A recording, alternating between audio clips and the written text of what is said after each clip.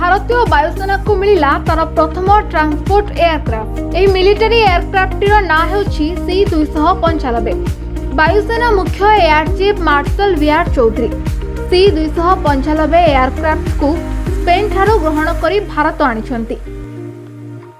First of all, let me begin by saying that it is a momentous day for us, for the Indian Air Force in particular, and for the nation as a whole, to be receiving the first aircraft, which marks the beginning of a new era, wherein we will, the contract has ensured that we will be manufacturing 40 of these aircraft in India. So this starts a new, era where we will be manufacturing a military aircraft completely in India.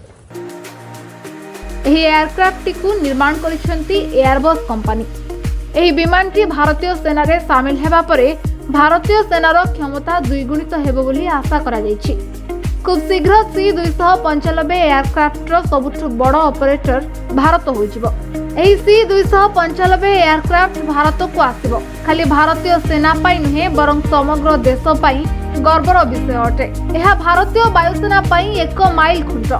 यह भारत को आत्मनिर्भर करने सह नुआ जुगर आरंभ करिछि। Bureau report दिनांक TV.